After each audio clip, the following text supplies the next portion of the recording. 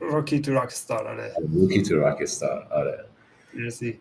آره و خب تقریبا بیشتر از 20 سالی هست که تو حوزه دیتا کار میکنن و MVP مایکروسافت هم هستن که فکر کنم بچه‌ها اشتباهی زدن 11 سال، فکر کنم 14 ساله که MVP مرسی. مایکروسافت. بله دیگه از یه حدی میگذره دیگه حساب نمی‌کنه. دیگه وقتی دو رقمی شده دیگه خیلی فرق.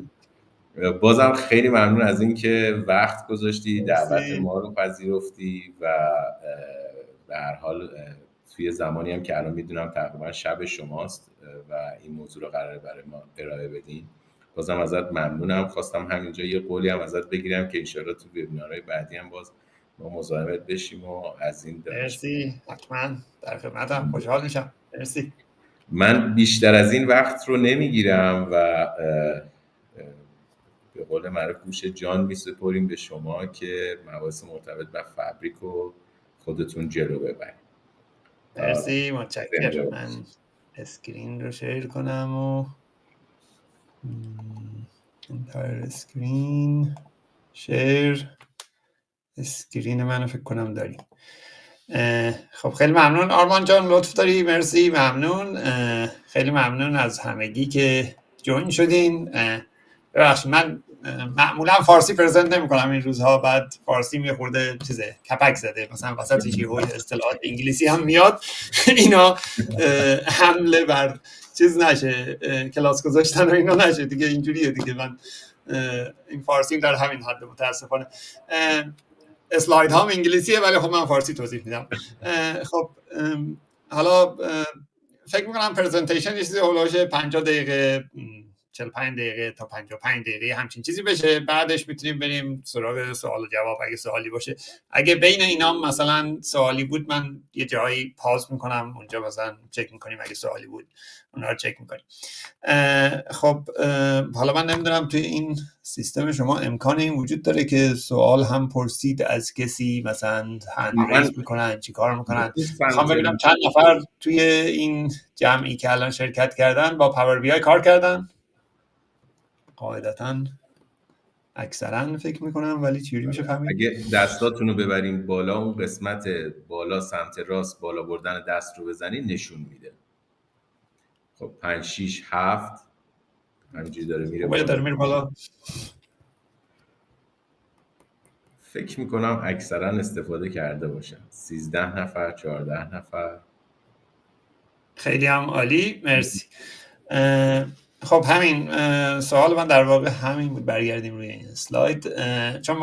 چون این پرزنتیشن اینجوری دیزاین شده که شما با پاور بی آی یه سری آشنایی دارید. حالا روی این چیزا، روی این فیچرهاش صحبت می‌کنیم که توی فابریک بهش اضافه شده. حالا اگه با پاور بی آی آشنایی هم پیش‌فرض ما رضا جان همینه، یعنی حتما آدم‌ها با پاور بی آی کار کردن و حالا می‌خوایم ببینیم چه آپدیتایی توی فابریک داشته. خیلی عالی، مرسی. خب یه اینتروداکشن در مورد خود من که رضا راد هستم، تو نیوزیلند زندگی میکنم. پاور بی آی و مایکروسافت فابریک ترینینگ و کانسالتینگ انجام میدم.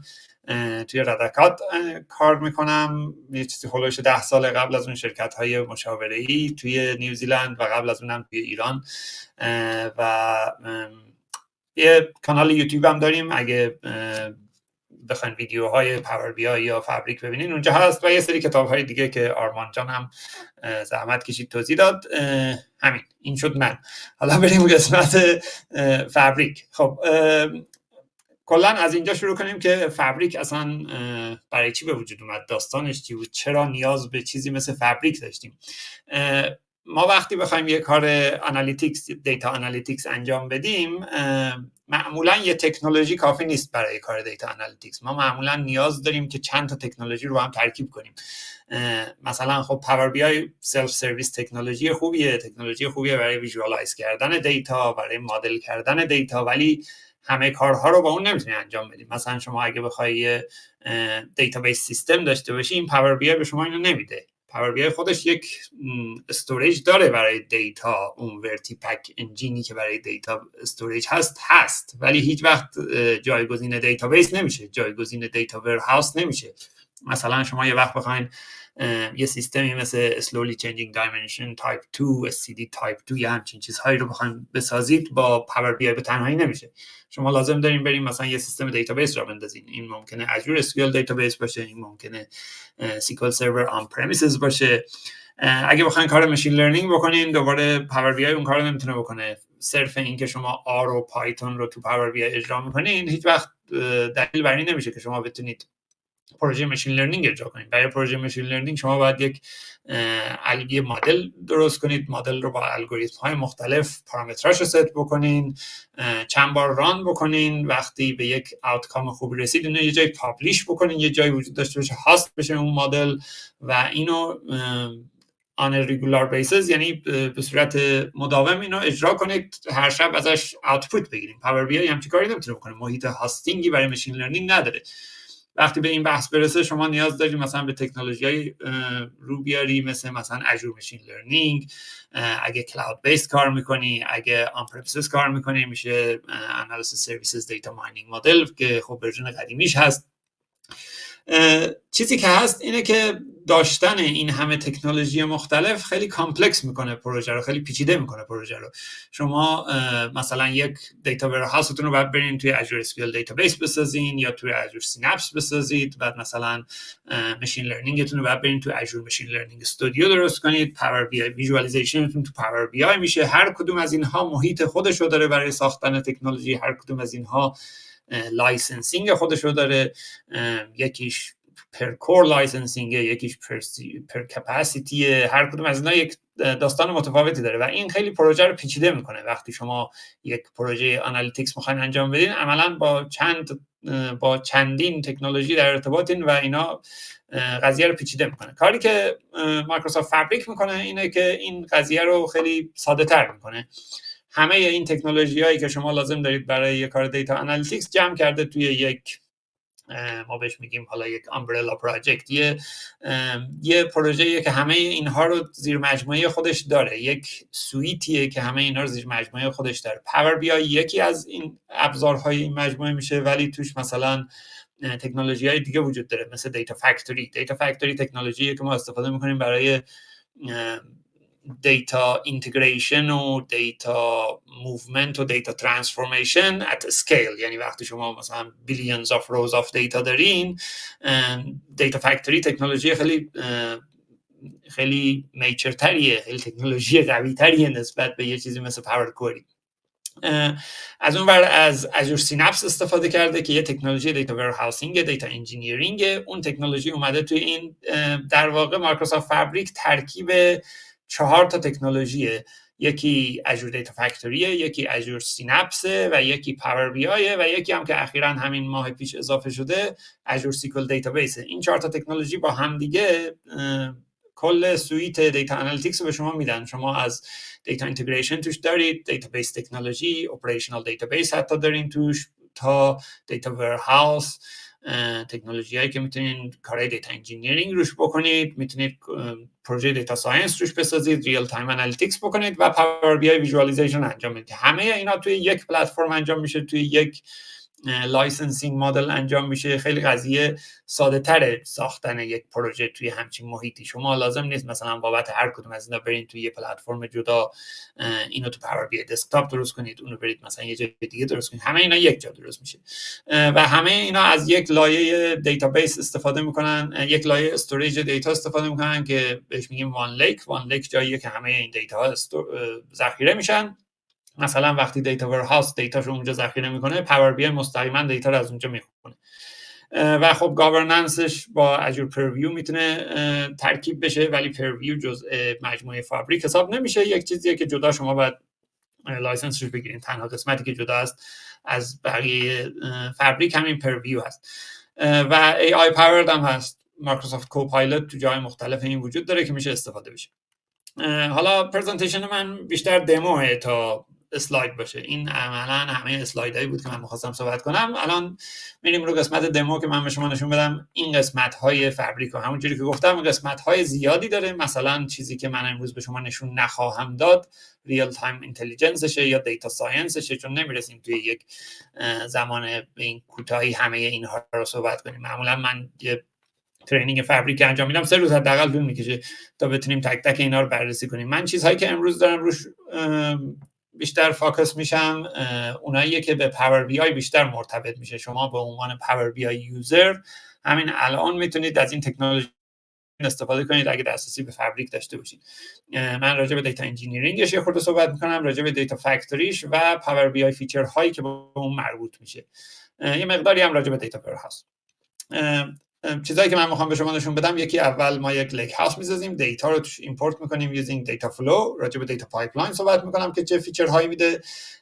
شورت کات راجع به دلتا لیک استاندارد فرمت صحبت میکنیم و فیچری که این به پاور بی آی اضافه کرده اسمش هست دایرکت لیک و چطوری این دایرکت لیک کار میکنه. خب حالا برای این دمو من یک پاور بی آی این پاور بی آی سرویس هست که من الان توش لاگین کردم. وقتی شما فبریک رو انیبل کرده باشید یا لایسنسش رو داشته باشید توی تننتتون، عملا شما وقتی اینجا روی پاور بی آی کلیک بکنید این سویچر رو دارید که بین این تکنولوژی های مختلف سویچ کنید. پاور بی آی دیتابیس که خیلی جدید اضافه شده، دیتا فکتوری، دیتا انجینیرینگ، یا حتی اگر روی خود مایکروسافت فبریک کلیک کنید این تکنولوژی هایی هست که ما الان داریم راجع بهشون صحبت میکنیم که ورکلود ما میگیم بهشون. برای این پروژه من از دیتا انجینیرینگ شروع میکنم. یک آبجکت درست میکنم به اسم لیک هاوس. لیک هاوس چیه؟ یه مفهومیه که شاید برای شما آشنا نباشه. لیک هاوس یک مفهومیه که از روی 2 تا کلمه دیگه ساخته شده، از روی دیتا لیک و دیتا ورهاوس ساخته شده. دیتا لیک معمولا جاییه که شما همه جور دیتا رو توش ذخیره میکنید. این دیتا میتونه در فرمت فایل باشه، مثلا پی دی اف باشه، مثلا ویدیو فایل باشه، سی اس وی فایل باشه، اکسل باشه. معمولا جایی که ما همه جور فرمت دیتا رو ذخیره میکنیم بهش میگیم دیتا لیک. دیتا ورهاوس عوضش جاییه که ما معمولا توش تیبل استراکچر ذخیره میکنیم، مثل یک دیتابیس ولی خب برای آنالیتیکس. مثلا ما توش دایمنشن تیبل داریم، فکت تیبل داریم، اینا استراکچرد تیبل هم و با هم ریلیشنشیپ دارن. لیک هاوس ترمیه که از روی این 2 تا ساخته شده، دیتا لیک، دیتا ورهاوس، ترکیبش رو می‌کنیم و هم میشه لیک هاوس. لیک هاوس جاییه که ما هر دو نوع این داده ها رو میتونیم توش ذخیره کنیم، هم میتونیم توش تیبل استراکچر داشته باشیم، هم میتونیم توش فایل داشته باشیم. حالا من از خصوصیت فایلش اینجا توی این دمو استفاده نمی‌کنم، من فقط از تیبل استراکچرش استفاده می‌کنم.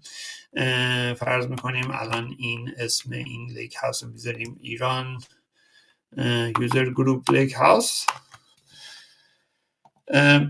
لیک هاوسی که من درست میکنم اینجا، من به عنوان یک دیتا ورهاوس یا یک دیتابیس ازش استفاده میکنم. این اسکرینی که الان میاد بالا اینو ما بهش میگیم لیک هاوس اکسپلورر. این جاییه که من تیبل ها رو میبینم، فایل ها رو میبینم اگه هر کدوم از اینا رو داشته باشیم. توی الان این مثال گفتم از فایل استفاده نمیکنیم، فقط میخوایم دیتا رو به عنوان تیبل وارد کنیم. برای وارد کردن دیتا توی این محیط ما از مجموعی از ETL تکنولوژی میتونیم استفاده کنیم. یکیش دیتا فلو هست. حالا اینو من چک نکردم که ببینم چند نفر از شما با پاور بی آی سرویس کار کردین، چند نفرتون با پاور بی آی مثلا آن پرمیسز کار کردین. یکی از فیچر هایی که ما توی پاور بی آی سرویس یا پاور بی آی وبسایت داریم یه چیزیه به اسم دیتا فلو. حالا من ایجادش میکنم همزمانم توضیح میدم چی هست. دیتا فلو یک تکنولوژیه که بیسش پاور کوئری هست، همون پاور کوئری که ما توی پاور بی آی دسکتاپ استفاده میکنیم برای ترانسفورم کردن دیتا. این همون تکنولوژی هست، با این فرق که جدا شده از پاور بی آی دسکتاپ. تو پاور بی آی دسکتاپ وقتی شما ترانسفورمیشن انجام میدین دیتای خروجی لود میشه توی پاور بی آی، توی مدل پاور بی آی، در صورتی که اینجا ما وقتی این ترانسفورمیشن انجام میدیم خروجی میره توی یه جای دیگه ای و پاور بی آی میتونه از اونجا به عنوان سورس استفاده کنه. تکنولوژی های دیگه هم از اونجا میتونن استفاده کنن، مثل پاور اپس، مثل بقیه اپلیکیشن هایی که داریم. دیتا فلوی که من دارم درست میکنم اسمش هست بهش میگیم دیتا فلو جن 2 اور فابریک دیتا فلو. این دیتا فلویه که شما میتونید آوتپوتش رو، دستینیشنش رو ست بکنید به اینکه لیک هاوس باشه، ور-هاوس باشه، KQL دیتابیس باشه یا Azure SQL دیتابیس باشه. حالا برای این مثال من دیتا رو از یه فایل اکسل میگیرم. من این فایل اکسل هم بیارم اینجا. خب این فایل اکسل سورس هست. که من به عنوان سورس اینجا استفاده میکنم. این برای اون دسته ای از شما که با پاور کوئری تو پاور بی آی دسکتاپ آشناین، این قسمتش کاملا آشناست. این یک پاور کوئری اکسپریانس، تنها فرقش اینه که پاور کوئری آنلاین. مثلا تیبل ها رو اینجا انتخاب میکنم، کاستومر تیبل، پروداکت کاتگوری، ساب کاتگوری و سیلز. فرض کنیم این چند تا تیبل.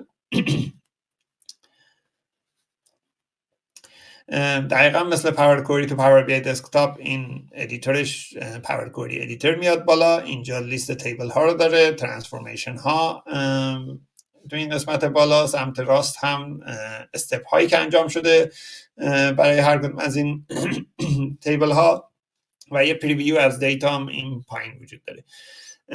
و همینجوری که میبینین این دستینیشن براش وجود داره و این دستینیشن میگه که این لیک هاوس هست. دستینیشن میتونه 4 تا دستینیشن مختلف باشه، حالا لیک هاوس یکی از دستینیشن هاش هست. این دمویی که من دارم بهتون میدم دموی پاور کوئری نیست. خب من خیلی روی قسمت پاور کوئریش تاکید نمیکنم که توضیح بدم هر قسمت رو چه کاری دارم انجام میدم. فقط من اینجا توی این قسمت کوچیک میخوام این سه تا تیبل رو، پروداکت کاتگوری، ساب کاتگوری، این سه تا رو میخوام با هم دیگه مرج کنم، یه فلت استراکچر درست کنم. از همینجا این کارو انجام میدم. میرم توی تیبل پروداکت، مرج کوئری از نیو. این یعنی اینکه من یک تیبل جدیدی بر اساس مرج میخوام ایجاد کنم و این تیبل رو، پروداکت رو با پروداکت ساب کاتگوری رو بر اساس ساب کاتگوری کی مرج میکنم. نوع مرج یا نوع جوین هم اینجا میتونم انتخاب کنم. یو آی اینجا کلا بهتر دیزاین شده نسبت به یو آی پاور کوئری این پاور بی دسکتاپ، ولی پرفورمنس وایز هر دوتاشون مثل هم هستند. بیهایند سین هر دوشون تو بک‌گراند از همون ام اسکریپتینگ استفاده میکنن. شما اصلا میتونید برید تو پاور بی دسکتاپ اسکریپت ام رو کپی کنید، بیاید اینجا پیست کنید، همون آوتکام رو معمولا میگیرید. فقط در مورد چند تا فانکشن خاص هست که این قضیه متفاوته، بقیه فانکشن ها معمولا کار میکنه. خب این الان مرج شد. این فیلد هایی که از این تیبل من میخوام، این چند تا فیلده، بقیه رو پاک میکنیم. وقتی دو تا تیبل رو با هم مرج میکنیم، تیبل دوم به عنوان یک ساب تیبل، یک ما به این میگیم structured column، یه structured column توی تیبل اولیه میاد. میتونیم این رو اکسپند کنیم که اون استراکچر زیر مجموعه اینو بگیریم. از اون من پروداکت ساب کاتگوری نیم رو میگیرم و پروداکت کاتگوری کی، چون این کاتگوری کی رو حالا من میخوام استفاده کنم برای اینکه مرجش کنم با این پروداکت کاتگوری. خب این الان دو تا تیبل با هم فلتن شدن. تو استپ بعدی من میرم مرج رو استفاده میکنم مجددا، این دفعه با پروداکت کاتگوری. خب این میشه پروداکت کاتگوری. بر اساس پروداکت کاتگوری کی اینا رو مرج میکنم با هم. لفت جوین استفاده میکنیم توی این مورد چون من از تیبل اصلی پروداکت شروع کردم و فاینال استپ هم پروداکت کاتگوری نیم رو از اینجا میگیریم. این میشه فلتن شده 3 تا جدول. همونجوری که میبینین این استراکچر، این دایاگرام دیزاینش هم داره اینو نشون میده. کاتگوری کی رو دیگه لازم ندارم، اینو پاک میکنم. نال ولیو هایی هم که شما اینجا میبینید به خاطر اینه که همه پروداکت ها کاتگوری و ساب کاتگوری ندارن. اگه من برم اسکرول داون بکنم یه جایی که برسیم میبینید که پروداکت هایی داریم که کاتگوری و ساب کاتگوری هم دارن. خب این تکنولوژی پاور کوئری هست. وقتی شما با پاور بی آی کار کرده باشید این چیز جدید نیست، چیزیه که باش آشنایید. من اسم این تیبل رو میذارم پروداکت. میخوام این تیبل بره توی اون دستینیشن لیک هاوسی که درست کردیم. این اتوماتیکلی میره اونجا چون همین دستینیشن که اینجا میبینید. ولی حالا من یه بار کلیک میکنم اینجا که پروسه رو ببینین.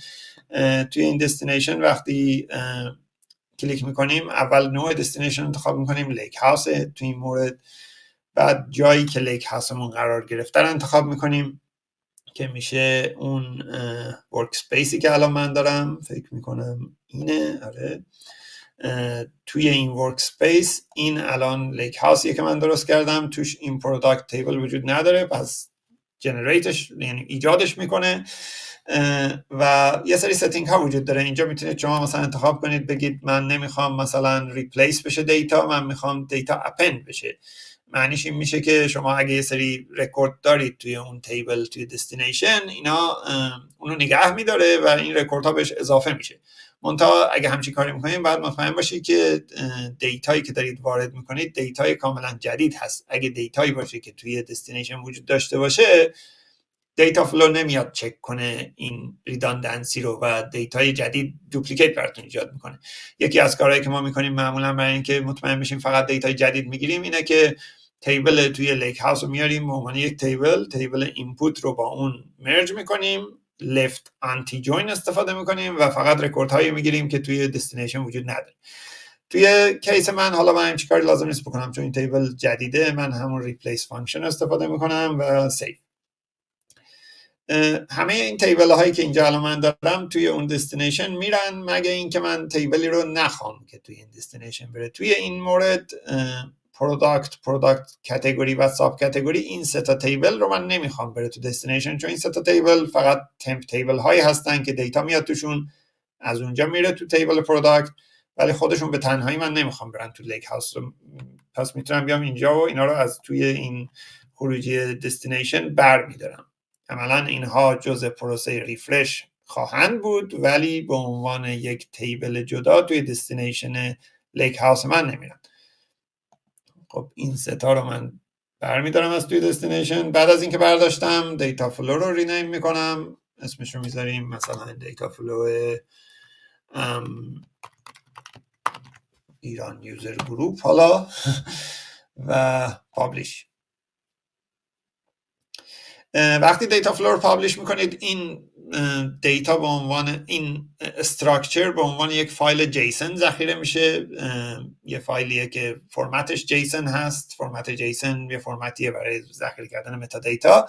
بعد از اینکه این فرمت ذخیره شد، اون وقت این شروع میکنه به ریفرش کردن دیتا. این ریفرش آیکون اینجا داره نشون میده که این فرمت داره ذخیره میشه، فعلا داره پابلیش میکنه. بعد از پابلیش شدن این ریفرش اینجا اتفاق میفته که شروع میکنه دیتا رو ریفرش کنه و وقتی دیتا ریفرش بشه این توی لیک هاوس وارد میشه. شما دیتا فلو رو میتونید به صورت جدا سیوش بکنید، اون فایل جیسنش رو ذخیره بکنید، مثلا برای ورژن کنترل نگه دارید، هیستوریشو چک کنید. کل ورک اسپیس میتونه به یک سورس کنترل سیستم وصل بشه مثل گیت هاب، مثل اژور دیوآپس، ولی حالا ما وارد اون بحثا نمیشیم. الان همینجوری که داریم میبینین این مثلا دیتا رو الان داره ریفرش میکنه توی این حالت. حالا مادامی که ریفرش میکنه من میرم توی لیک هاوس که ببینم آیا چیزی اینجا وارد شده یا نه. لیک هاوس با دو تا آبجکت دیگه همیشه با هم دیگه میان توی این سیستم. یکیش هست SQL Analytics Endpoint که من وقتی اینجا کلیک کنم عملا شما میبینید که ما علاوه بر لیک هاوس یک SQL Analytics Endpoint داریم. این جاییه که شما به لیک هاوس وصل میشید مثل یک دیتابیس. کاملا مثل یک دیتابیس میتونید کارهایی که تو دیتابیس میکنین باش بکنید. فانکشن درست کنید، میتونید استور پروسیجر درست کنید، ویو بسازید، کوئری بزنید تو این دیتابیس. لیک هاوس اکسپلورر هم که همین ویندویی که میبینید، یک پاور بی آی دیفالت سمنتیک مدل هم باش ایجاد میشه که این همین آبجکتی هست که اینجا شما دیدید. الان این لیک هاوس که من درست کردم عملا من سه تا آبجکت دارم، یکی خود لیک هاوس، یکی SQL Analytics Endpointشه و یکی پاور بی آی سمنتیک مدلش. حالا الان من فکر کنم دیتایی باید اینجا لود شده باشه. آدمی که دیتا داره لود میشه من میتونم دیتا پایپلاین رو هم بهتون نشون بدم. فکر کنم این داره، البته الان لود شده در یه حدی. این تیبل ها اینجا الان دیتاشون وارد شده. من اسکیمای خاصی درست نکردم، همشون توی دی بی او اسکیما درست شده مثل یک دیتابیس و هر کدوم من کلیک کنم روش اینجا دیتای اون رو میبینم. حالا یه خورده الان این وبینارمون هم کانکشن اینترنت رو فکر کنم کند میکنه. این الان دیتای این تیبل. حالا اگه من برم توی SQL Analytics Endpoint، توی این Endpoint عملا ما کلا این رو به شکل یک دیتابیس میبینیم. یعنی الان من یک دیتابیس میبینم که توش اسکیماهای وجود داره. چیزایی که من ایجاد کردم همه توی اسکیمای دی بی او، تیبل هاش و این اون چند تا تیبلیه که داریم. میتونم ویو بسازم، فانکشن stored procedure، یا اصلا میتونم همینجا شروع کنم به یک کوئری خیلی ساده، مثلا select top 10 star from product. این حالا میتونه کوئری پیچیده هم باشه. زبانی که اینجا استفاده میکنیم خب سیکوئل هست، ولی یه خورده متفاوت هست با اون سیکوئلی که شما توی سیکوئل سرور آن پرم استفاده میکنید. این یه خورده متفاوت هست. مثلا یه سری فانکشن ها رو که اونجا داریم اینجا نداریم. فانکشن مرج کامند اگه استفاده کرده باشید اینجا نداریم. اگه بخوایم مثلا کار ابزرت انجام بدیم مرج کامند نداریم، ولی خب شبیهش رو میتونیم ایمپلمنت کنیم. من یک بلاگی دارم که توضیح داده چجوری یه چیزی شبیه مرج کامند رو درست کنیم. این کامندها به مرور زمان میان، چون کلا تکنولوژی جدیدی هست Azure SQL Database نسبت به آن-پرم SQL Database. مثلا ترانکیت فانکشنی بود که ما نداشتیم ولی تو آن-پرم داشتیم، ولی ترانکیت اضافه شد یه چیزی هولوش 6 ماه پیش. این فانکشن ها به مرور زمان اضافه میشن، ولی اکثر فانکشن های معمولی رو شما میتونید انجام بدید بدون هیچ مشکلی. حالا قبل از اینکه من برم بیشتر تو بحث پاور بی آی و تو بحث دیتابیسش، یه پایپلاین رو هم میخوام بهتون نشون بدم. یکی دیگه از چیزهایی که ما داریم توی این محیط، توی همین محیط دیتا فکتوریش اگه بریم، یکی از آبجکتاش رو راجبش صحبت کردیم، دیتا فلو جن 2 بود. آبجکت دیگه ای که میخوام الان بهتون نشون بدم دیتا پایپلاین هست. دیتا پایپلاین یک ابزاریه که ما برای ارکستریشن ازش استفاده میکنیم، برای ایجاد کردن یک کنترل فلو. حالا من اصطلاح فارسیش حالا نمیتونم در بیارم. معادل استفاده کردن از SSIS هست، احتمالاً از اون زیاد استفاده میشه تو ایران، اینتگریشن سرویسز. و توی اینتگریشن سرویسز ما یک کنترل فلو داشتیم، یک دیتا فلو. کنترل فلو جایی بود که شما تاسک های مختلف داشتید، هر تاسک وقتی انجام میشد شما آن ساکسسش وصل میکردید به تاسک بعدی، آن فیلیر به یه تاسک دیگه. انواع مختلف تاسک داشتید، اسکریپت تاسک داشتید، مثلا فور لوپ داشتید. این دقیقاً شبیه همون کنترل فلو هست، منتها کلاود بیسد توی محیط آنلاینه. حالا این پایپلاین رو همین پایپلاین یک فعلا فرض میکنیم اسمش باشه. این جاییه که من میتونم مثلا اکتیویتی های مختلف داشته باشم. ما اینجا بهشون نمیگیم تاسک، بهشون میگیم اکتیویتی. یکی از اکتیویتی ها مثلا میتونه این باشه که دیتا فلو رو اجرا کنیم. وقتی برم تو این قسمت اکتیویتی میبینید اینا اکتیویتی هاییه که داریم. کاپی دیتا، دیتا فلو، نوتبوک که میتونید توش کد به زبان پایتون یا مثل زبان دیگه بنویسید، اسکریپت سیکوئل باشه، stored procedure باشه، if condition for each، وب API استفاده کنید، ریفرش سمانتیک مدل باشه، ایمیل فرستادن باشه و مجموعه خیلی زیادی از اکتیویتی ها اینجا داریم. حالا برای این کار من از یه دیتا فلو اکتیویتی استفاده میکنم. اینجا میتونم برم دیتا فلویی که دارم رو انتخاب کنم. قبل از اجرای این دیتا فلو من میتونم یک وریبل ست کنم. مثلا اسم اینو میذاریم set variable دوباره set variable start و اینجا مثلا یک وریبل start time درست میکنم، نوعش string باشه، ولیوش رو از یک فانکشنی به صورت داینامیک بگیره و این فانکشنه میتونه date time رو به من بده. expression languageی که اینجا استفاده میکنیم نه M هست نه DAX، یک لنگویج دیگه است. در واقع لنگویج پیچیده ای نیست، شبیه expression language هایی که ما توی SSIS استفاده میکنیم که یک زبان برای خودش حساب نمیشد، برای expression استفاده میشد. این الان میگه که این خروجی این فانکشن که میشه زمان as of now، یعنی همین لحظه، رو میرزه توی start time. هر اکتیویتی اینجا 4 تا آوتپوت استیت داره. من میتونم انتخاب کنم که آن ساکسس این آیا میخوام تاسک بعدی انجام بشه، آن فیلیر، آن کامپلیشن که میشه ساکسس یا فیلیر. به هر حال وقتی کامپلیت شده من میخوام بعدی انجام بشه. توی این کیس مثلا اینو استفاده میکنم چون حتی اگه وریبل ست نشد من میخوام دیتا فلو اجرا بشه. آن اسکیپ هم در واقع میشه موقعیت هایی که این اکتیویتی اجرا نشد به یه دلیلی. مثلا توی یک if then else بود، شرایط پیش اومد که اون قسمت از if then else انجام نشد. مثلا توی if then else شما یه وقتی then انجام میشه یه وقتی else. هر دوتاش انجام نمیشه. اونی که هر دوتاش نیست که همزمان انجام بشه، اونی که انجام نمیشه اون اسکیپ میشه. معمولا ما از این خروجی برای لاگ هندل کردن اینفورمیشن لاگ ها استفاده میکنیم و مثلا یه سری اطلاعات ذخیره میکنیم که بگیم این اجرا نشد. خب این دیتا فلو اجرا میشه، بعدش یک وریبل دیگه فرض بکنم ست میکنم. مثلا میتونم این کارم بکنم، بگم سمنتیک مدل هم ریفرش میشه بعد از این، آن ساکسس این سمنتیک مدل ریفرش میشه، آن ساکسس این یکی ست وریبل بعدی رو داریم که اسمشو میذارم ست وریبل end. اینجا یک وریبل دیگه end time رو مثلا ایجاد میکنم و ولیوی اونم از روی UTC date میاد، UTC نه. و بعد از همه اینا میتونم بگم یک اکتیویتی فاینال همینجا دارم که ایمیل میکنه، که تو ایمیلش هم ما میتونیم اطلاعاتی وارد کنیم، مثلا به کی ایمیل میشه، سابجکت ایمیل چی هست، کانتنت ایمیل چی هست، و توی اون کانتنت من میتونم از این وریبل ها استفاده کنم، بگم این در واقع استارت تایممون بود، این اند تایم بود، همه اینا رو اونجا وارد کنم. این یک مجموعه از اکتیویتی هست من اینجا استفاده کردم. هم الزاما سیکوئنشیال نباید انجام بشن، میتونن به صورت پارالل با هم انجام بشن. من فقط اینو به عنوان یک مثال اینجا نشون دادم. مثلا اینجا من میتونم بگم این ایمیل رو مستقیما به من میفرسته، ولی میتونم داینامیک کانتنت هم استفاده کنم، یعنی اینکه این ایمیل رو به کسایی بفرسته که اون از روی یک لیست در میاد، یا سابجکتش میتونه باز داینامیک کانتنت باشه که من حالا این سابجکتش هم استاتیک فعلا وارد میکنم.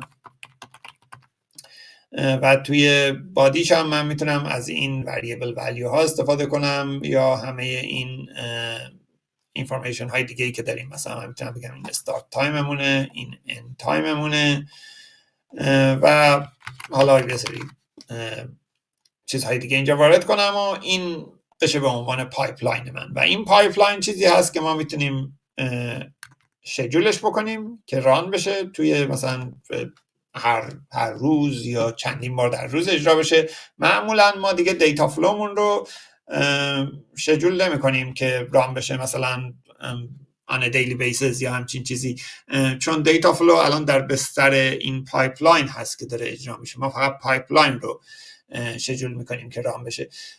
و یکی دیگه از بیست پرکتیس ها برای استفاده از پایپلاین، استفاده از همچین اکتیویتی هست. شما میتونید یک مستر پایپلاین داشته باشید و یه سری چایلد پایپلاین. حالا این یک سشن ادوانس نیست که بریم راجع به اون مسائل صحبت کنیم، این بیشتر اینتروداکتوری هست، ولی بیست پرکتیس معمولا اینه. ما یه مستر پایپلاین داریم، کار مستر پایپلاین اینه که فقط چایلد پایپلاین ها رو اکزیکیوت کنه. هر چایلد پایپلاین میتونه یک مجموعه‌ای از اکتیویتی ها تو خودش داشته باشه. ارور هندلینگ خیلی راحت تر میشه، ترابل شوتینگ خیلی راحت تر میشه، ولی حالا ما راجع به اونها صحبت نمی‌کنیم.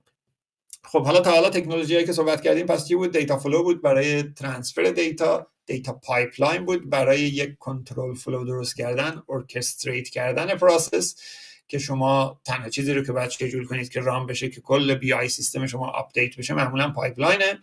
لیک هاوس هست که جاییه که ما توش دیتا رو ذخیره میکنیم، مثل یک دیتابیس. لیک هاوس با یه سیکوال انالیتیکس اند پوینت میاد که دقیقاً مثل یک دیتابیس. شما اصلا میتونید به این سیکوال انالیتیکس اند پوینت از طریق یه چیزی مثل سیکوال سرور منیجمنت استودیو کانکت بشین. الان مثلا من اگه منیجمنت استودیو رو باز کنم و این کانکشن استرینگ رو استفاده کنم، من میتونم کانکت بشم به این مثل یک دیتابیس معمولی و با اون کار کنم. و علاوه بر اون آخرین قسمتش اینه که شما میتونید پاور بی آی استفاده کنید برای اینکه به این کانکت بشه. حالا تا این سیکوال سرور کجا رفت این اسکرین اسکیول سرورش من نمیبینم، ولی حالا تا اونش بیاد بالا فکر کنم هنوز داره زحمتش رو میکشه که بیاد بالا. من چند تا اسکرین دارم سعی میکنم ببینم رو کدوم بیاد. حالا تا اون بیاد بالا من یک چیز دیگه ای هم توی این لیک هاوس براتون توضیح بدم و اون یک مبحثیه به اسم شورتکات. اگه دقت کنید توی این تیبل هایی که من آوردم، من تیبل دیت رو نیاوردم یا کلندر رو نیاوردم. دلیلی که این کار نکردم این بود که من یک تیبل دیت دارم الان جای دیگه، توی یک لیک هاوس دیگه یک دیت تیبل دارم. و اگه اون آرکیتکچر دیزاین اولیه فابریک رو یادتون باشه، من اینو دوباره بیارم. اگه این دیزاین یادتون باشه ما راجع به این صحبت کردیم که یک لایه استوریج داریم به اسم وان لیک، همه دیتا ها اینجا ذخیره میشه. اگه من یک لیک هاوس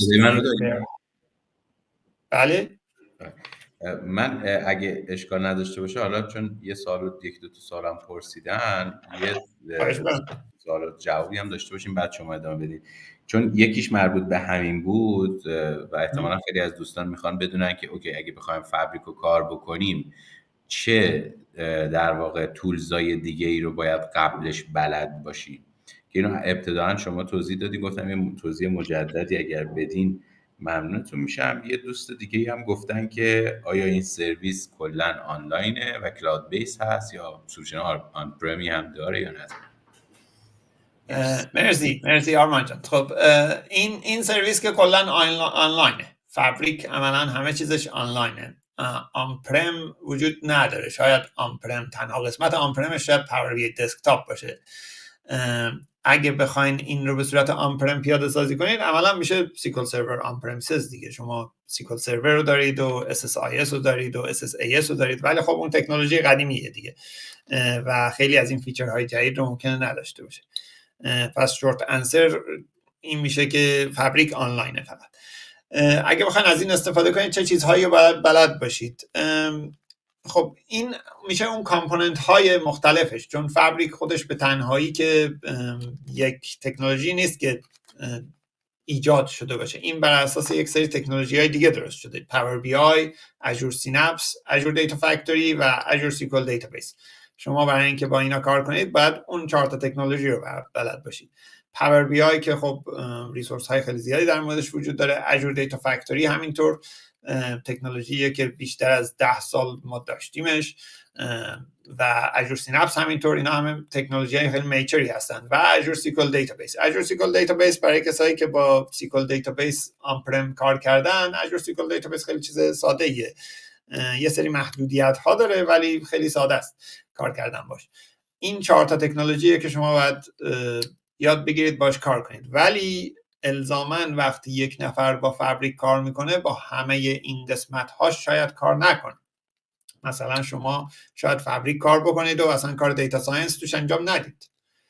شاید شما فابریک کار بکنید و کار دیتا ترانسفورمیشن انجام ندید. خب بستگی به اون رول شما توی پروژه بی آی، شما ممکنه یک قسمتی از این رو انجام بدید. این خیلی بحث وسیعی هست. فابریک یک نفر شاید الزاما همه این کارا رو انجام نده. حالا داریم شرکت هایی که خب مثلا پروژه کوچیک، شرکت کوچیک، ریسورس ها کمن و شما یه نفری شاید بخواید همه اینها رو در یه حدی انجام بدید، ولی توی تیم های بزرگ معمولا اینا به صورت کارهای مختلف طبقه بندی میشه و هر کسی خب روی اون قسمت اسکیل ست خودش کار میکنه. سوال دیگه ای بود آرمان جان یا من ادامه بدم؟ خیلی ممنون. خانم لیلا پرسیدن که چه حجم دیتایی رو ساپورت میکنه، آیا محدودیتی در رابطه با حجم دیتا و رکورد و اینها هم وجود داره یا نه؟ نه، محدودیتی وجود نداره. اینجا توی فابریک شما لایسنسی که میخرید بهتون میزان کپاسیتی میده که قدرت پروسس دیتا رو براتون مشخص میکنه.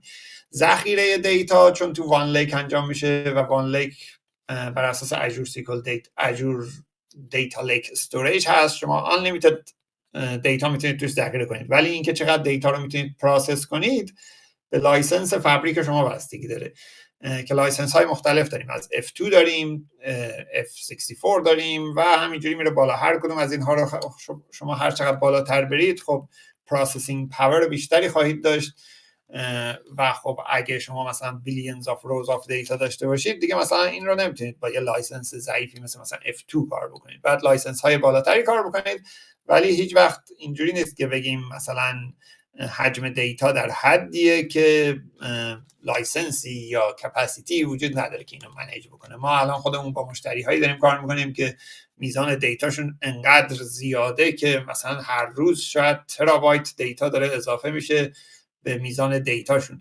و این توی فابریک داره الان هاست میشه و خیلی هم پرفورمنس خوبی داره. خیلی ممنونم. خب یه دوست دیگه ای هم فقط گفتن حالا چون بحث اینجاست، اون ریل تایم اینتلیجنس هم گفتن اگر یه اشاره‌ای بکنین ممنون میشم. باز بعد دوباره سوالا رو میپرسیم. خواهش میکنم. ریل تایم اینتلیجنس کلا ریل تایم راجع به مبحثی میشه که شما دیتا انقدر سریع میاد و انقدر نیاز به ریسپانس تایم سریع داره، فرصت نیست برای اینکه شما وایسید مثلا ETL فرایند ETL تون مثلا اوورنایت مثلا نصف شب انجام بشه، چون خیلی کریتیکاله. مثلا شما فرض کنید یک بیمارستانی یه سری بیمار داره، این بیمارها خارج از بیمارستانند و یه سری دستگاه داره که ضربان قلبشون اندازه میگیره، نمیدونم فشار خونشون اندازه میگیره و خیلی اینستنتلی لازمه که در لحظه این اطلاعات پروسس بشه. همین که این دستگاه این اطلاعات گرفت بفرسته به یک سیستمی، اون سیستم مانیتورینگ توی بیمارستان اینا رو مانیتور کنه، هر وقت به یک مشکلی خورد خیلی سریع یک ریسپانسی انجام بده. نمیتونه وایس مثلا ساعت 12 شب فرآیند ETL انجام بشه. خب یا این خیلی جا اتفاق میفته، مثلا توی بازار بورس اتفاق میفته، توی مثلا سیستم های مینتیننس فرودگاه ها، هواپیماها اتفاق میفته. جاهاییه که شما نمیتونید وایسید تا مثلا یک ساعت خاصی که دیتا پروسس بشه، باید در لحظه پروسس بشه. اینا میشه سیستم های ریل تایم. و تکنولوژی هایی که برای ریل تایم استفاده میشه کلا متفاوته، نوع دیتابیسش متفاوت هست، نوع کوئری که ما میزنیم رو اون دیتابیس متفاوت هست، نوع پاور بی آی ریپورتی که روش میسازیم متفاوت هست و اون خودش میشه یکی از این ورکلود های مربوط به مایکروسافت فابریک. خب حالا ادامه این صحبت میکنیم، حالا دوباره برمیگردیم به سوالا. خب من یک دیت تیبل الان دارم توی یک لیک هاوس دیگه، میخوام از اون اینجا استفاده بکنم. میرم توی این قسمت تیبل ها و یک شورت کات درست میکنم. شورت کات عملا میشه یه لینک به تیبلی که من توی یه دیتابیس دیگه دارم. این شورت کات میتونه اینترنال باشه یا اکسترنال. اکسترنال میشه خارج از محیط فابریک، به مثلا سیستم های کلاود دیگه، گوگل کلاود استوریج، آمازون استری. اینترنال مثل داخل محیط فابریک خودم. خب من الان از این استفاده میکنم، میام اینجا یک لیک هاوسی باید داشته باشم به اسم جنرال لیک هاوس، اگه پیداش کنم اینا. خب این یه لیک هاوسیه که توی یک ورک اسپیس کاملا متفاوته، همینجوری که میبینین، ولی من بهش دسترسی دارم و یک تیبلی توش هست، تیبل دیت که من انتخابش میکنم. این یه لینک درست میکنه به اون تیبل. در واقع اون تیبل رو لود نمیکنه اینجا، کپی نمیکنه دیتای اون تیبل رو بیاد اینجا، چون اون لایه وان لیک که صحبت کردیم راجبش دیتا الان اونجا هست، لازم نیست این دیتا دوباره کپی بشه. این الان فقط یک لینک درست میکنه به اون، مثل شورتکات درست کردن توی ویندوزه که وقتی شما یه شورتکات به یه فایلی درست میکنید عملا یه لینک به اون فایله. اینجا من اونجوری شده الان این دیت در واقع یک لینک به اون دیت تیبل که من میتونم این تیبل رو مثل همه تیبل های دیگه استفاده کنم. تنها فرقی که اینجا میبینین کنارش وجود داره اینه که یک علامت دی آیکون لینک کنارش هست. حالا برمیگردیم رو قسمت پاور بی آیش. الان ما این دیتابیس دیزاینمون رو داریم، میخوایم پاور بی آی مدلمون رو بسازیم. قبل از اینکه من مدل پاور بی آی بسازم فقط یک توضیح بدم راجع به استراکچر این تیبل ها. این آیکون مثلثی که میبینید اینجا کنار اینا هست، این آیکونیه که برای نشون دادن فرمت دیتا استوریج اینجا استفاده شده. دیتای این تیبل ها توی اون وان لیک به صورت به یک شکل خاصی ذخیره شده. به این فرمت میگیم دلتا لیک فرمت. دلتا لیک فرمت چی میشه؟ میشه هر کدوم از این تیبل ها توی یک فولدر ذخیره میشه. داخل اون فولدر ما یه سری فایل هایی داریم، پارکی فایل هست و یه سری جیسون فایل هایی داریم که لاگ فایل هست. دلیل اینکه اینا اینجوری ذخیره میشه اینه که لیک هاوس اون انجینی که وجود داره، اون موتوری که وجود داره بیهایند د سین، پشت زمینه این وجود داره و داره اینو هندل میکنه، یک موتور بیگ دیتایی هست به اسم اسپارک. اسپارک تکنولوژی مایکروسافت نیست. اسپارک تکنولوژی بیگ دیتا از جای مختلف استفاده میشه. مایکروسافت هم از اون استفاده میکنه. این تکنولوژی فرمت دلتا تیبل رو خیلی خوب میتونه بشناسه. حالا من برای اینکه بهتون نشون بدم این شکلی میشه. الان این سیلز تیبل رو من اگه برم توی ویو فایلز، شما میبینید که یه سری فایل پارکه وجود داره اینجا. پارکه فایل یه چیزی شبیه CSV فایل، یعنی فایلیه که توش دیتا ذخیره میشه، منتها دیتا به صورت کالم استور ذخیره میشه. CSV رو بای رو ذخیره میشه، این کالم استور ذخیره میشه. خیلی کوچیک‌تر هست سایزش، خیلی بهینه‌تر هست در مقایسه با CSV فایل. یکی از دلایلی که این استفاده میشه همینه که از فرمت CSV خیلی بهتر کار میکنه برای آنالیتیکس، برای رید و برای رایت. و یه فولدر لاگ داریم، داخل لاگ فولدر جیسون فایل هایی وجود داره که اگه مثلا من یکیشون رو انتخاب کنم، توی جیسون فایل ها اینجور اطلاعاتی ذخیره شده. مثلا گفته این فایل پارکه توی این تایم استمپه، این به یک دیت تایم خاصی برمیگرده، توی این تایم این فایل پارکه اضافه شده. وقتی دیتا تغییر میکنه توی این سیستم، وقتی مثلا دیتا فلو فردا شب اجرا میشه، شب بعدش اجرا میشه، هر دفعه پارکه فایل های جدیدی ایجاد میشه و این جیسون فایل ها هستن که به ما میگن توی چه زمانی چه پارکه فایل ایجاد شده یا چه پارکه فایلی پاک شده. این جیسون فایل ها و اون پارکه فایل ها ترکیب این دوتا با هم دیگه یه چیزی به ما میدن، ما بهش میگیم تایم ترافل. بر اساس اون شما میتونید بگید مثلا دیروز ساعت 2 بعد ظهر دیتای من توی این تیبل به چه شکل بوده، چه دیتایی داشتم. حتی اگه اون دیتا آپدیت شده توی ETLی که داشتیم ساعت مثلا 5 بعد ظهر آپدیت شده، ولی شما 2 ساعت قبلش میتونید ببینید دیتا به چه شکل بوده. شما تا 30 روز قبل میتونید تایم ترافل بکنید که من یه بلاگ در مورد این دارم توی سایت ردکت، میتونید بریم ببینید. حالا الان فرصت نیست من یه دموی تایم ترافل بهتون نشون بدم، ولی این یکی از فیچرهاش هست. فیچر اصلی که من میخوام راجع بهش صحبت کنم اینه که چون دیتا توی پارکه فایل ها ذخیره شده و پارکه فایل ها کالم استور هستن، پاور بی آی از این قابلیت استفاده میکنه و به پارکه فایل ها مستقیما وصل میشه. حالت عادی وقتی شما توی پاور بی آی وقتی کانکت میشین به یه دیتا سورسی و میخواین دیتا رو بیارید، چند تا آپشن دارید. یکی اینه که شما بگید من دیتا رو ایمپورت میکنم. اگه ایمپورت بکنید، پاور بی آی کاری که میکنه میره دیتا رو از اون سورس کپی میکنه، مثلا اکسل، سیکل سرور، هر چی باشه، کپی میکنه میاره توی پاور بی آی استوریج. یه سری فایل هستن تو پروگرام فایلز فولدر، شما اون رو نمیبینید. دیتا رو اونجا به شکل کالم استور ذخیره میکنه و این دیتا رو بعد لود میکنه تو مموری و ویژوالیزیشن ها از روی اون دیتای تو مموری تغذیه میشن. این مدل خیلی مدل سریعیه. ایمپورت مود عملاً بهترین موده برای کار کردن با پاور بی آی، چون خیلی سریع کار میکنه، ولی دیتاش فرش نیست. شما هر وقت دیتا رو فرش بخواید داشته باشید باید ریفرش کنید پاور بی آی سمانتیک مدلتون. یه مدل دیگه هم داریم که دایرکت کوئریه. دایرکت کوئری میگه من دیتا رو کپی نمی‌کنم تو پاور بی آی، دیتا میمونه توی یه جایی مثل سیکل سرور.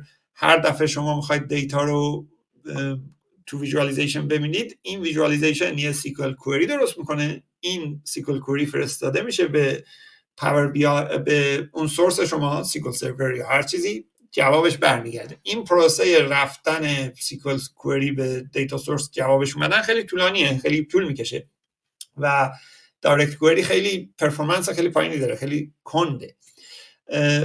چیزی که حالا اینجا داریم توی محیط فابریک داریم با در نظر گرفتن این پارکه فایل استراکچر ها اینه که چون پارکه خودش کالم استور هست و پاور بی آی تو مود ایمپورت کالم استور ذخیره میکنه، تغییری که تیم پاور بی آی توی انجین پاور بی آی دادن اینه که وقتی پاور بی آی وصل بشه به یک تیبلی توی لیک هاوس یا ور هاوس که دیتا ها به این فرمت ذخیره شدن، به همین فرمت پارکه و دلتا لیک، پاور بی آی دیگه اون فایل خودش رو جنریت نمیکنه که یک کپی از این بگیره بذاره اونجا، چون الان دیتا تو اینجا هست، توی همون فرمتی هست که پاور بی آی لازمش داره. پاور بی آی اون فایل پارکه رو به عنوان فایل اصلی خودش در نظر میگیره و با اون فایل کار میکنه، انگار این فایل اوریجینال پاور بی آیه و با همون پرفورمنسی کار میکنه که توی محیط ایمپورت کار میکنه، پرفورمنس بالا. ولی چون اون پارک فایلیه که اطلاعات آپ تو دیت توش داره، عین دایرکت کوئری عمل میکنه و ما نیاز نداریم که سمنتیک مدلمون رو ریفرش کنیم. یعنی این مود جدید مودیه که پرفورمنس ایمپورت خیلی سریعه، فرش بودن دیتا، لایو بودن دیتا مثل دایرکت کوئریه و خیلی لایو، ما نیاز به ریفرش نداریم. این مود جدید رو بهش میگیم پاور بی آی دایرکت لیک مود، که الان این چیزیه که من میخوام بهتون نشون بدم به عنوان دموی آخر. من میرم توی این لیک هاوسمون. حالا این دموی آخر که بهتون نشون دادم، بعد میتونیم بریم سراغ سوالات دوباره. یک سمنتیک مدل درست میکنم از روی همین تیبل هایی که داریم، اسمش هم میذاریم کاستم سمنتیک مدل و همین 4 تا تیبل هم که داریم توش استفاده میکنم.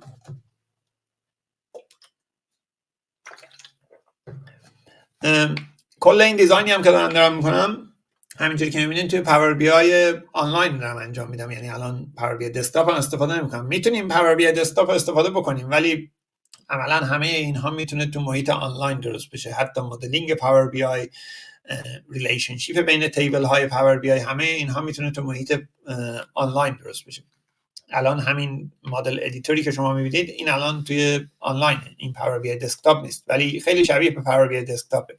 اینجا مثلا من میتونم مثلا کاستمر کی به کاستمر کی ریلیشنشیپ ایجاد کنم. اگه بخوام مثلا یک فیلدی رو هاید بکنم میتونم هاید بکنم. اگه بخوام فرمت یک فیلدی رو، مثلا سیلز امانت رو اگه بخوام بگم این فرمتش کارنسی هست و مثلا تو دسیمال پلیس داره، اینا رو میتونم ست کنم. اگه بخوام میجر ایجاد کنم، کلکولیشن گروپ ایجاد کنم، رولبل سکیوریتی ستاپ کنم، همه این کارا رو ما میتونیم اینجا انجام بدیم.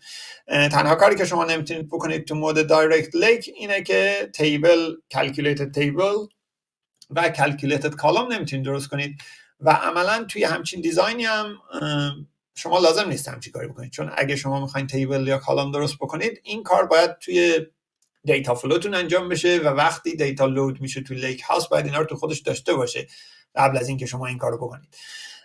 حالا این الان فرض کنیم سمنتیک مدل من هست، من حالا خیلی میجر خاصی هم براش ایجاد نکردم، ریلیشنشیپ خاصی هم ایجاد نکردم، فقط میخوام اون خصوصیت دایرکت لیکش رو به شما نشون بدم. روی این تیبل هام که من هوور میکنم شما میبینید که نوشته استوریج مود رو برای همه اینا نوشته دایرکت لیک. حالا یک ریپورت از روی این درست میکنم. توی این ریپورت هم یک ریپورت خیلی ساده، همه چیز رو فعلا دارم توی وبسایت میسازم. این میشه یک ریپورت ساده که فقط یک سیلز امانت توش داره. به عنوان یک کارت ویژوال اینو نشون میدیم و این فونتش هم حتی بزرگتر از این میکنیم.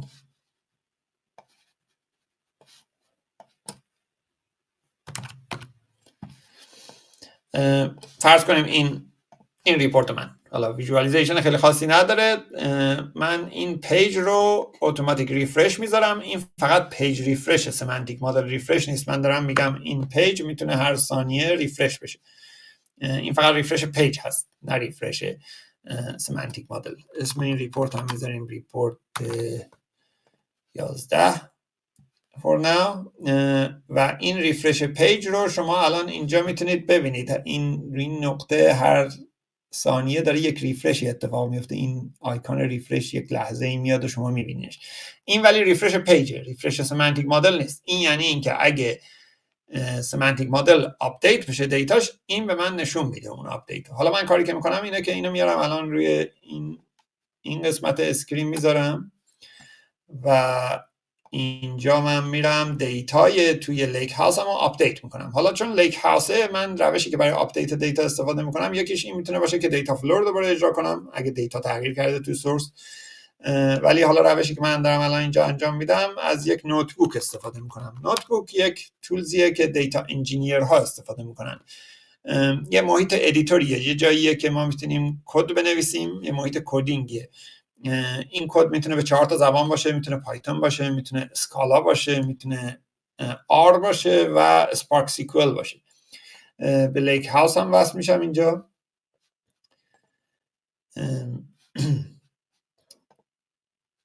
این میشه لیک هاوس without اسکیما بود، باید یک بار دیگه انتخاب کنیم without اسکیما.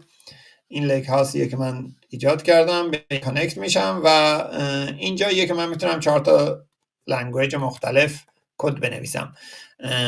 یکی از چیزهایی که شما مثلا باید یاد بگیرید وقتی تو محیط فابریک میاین و دیتا انجینیر اگه بخواید بشید، این زبان هاست، به خصوص پایتون یکی از چیزهایی که لازم یاد بگیرید.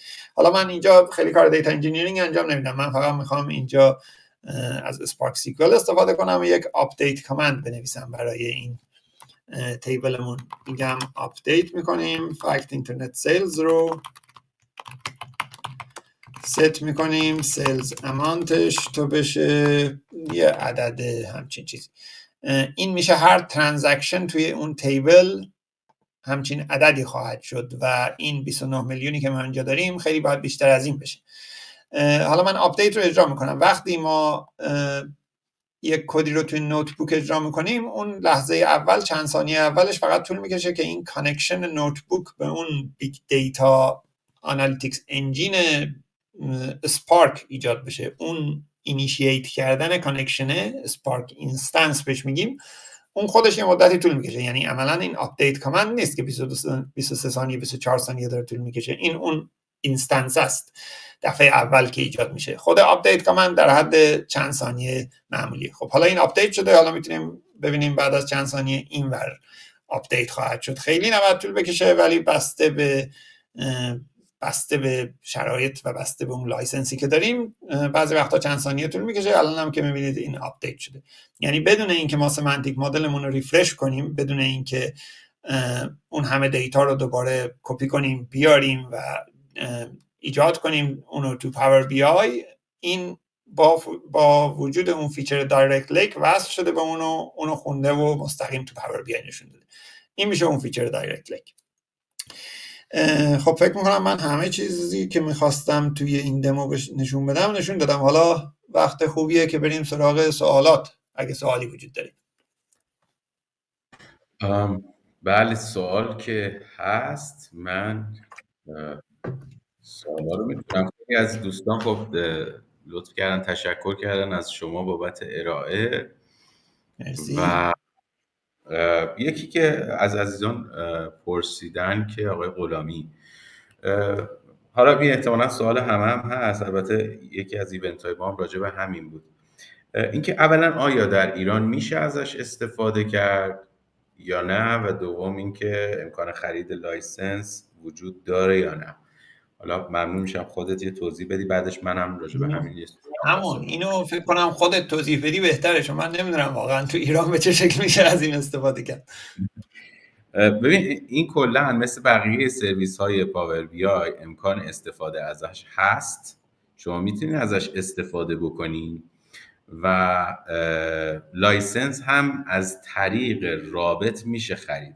یعنی یک سری شرکت ها هستن که لایسنس رو از شرکت های مختلف، مثلا یه شرکت تو استونی ثبت شده، اون شرکت استونی لایسنس رو داره از مایکروسافت میخره، شما از لایسنس اون استفاده میکنید. ولی اینها ریسک داره، به محض اینکه شما یعنی مایکروسافت متوجه بشه که دارین از ایران استفاده میکنین، همون لایسنس رو قطع میکنه، همون ورک اسپیسی که شما دارین.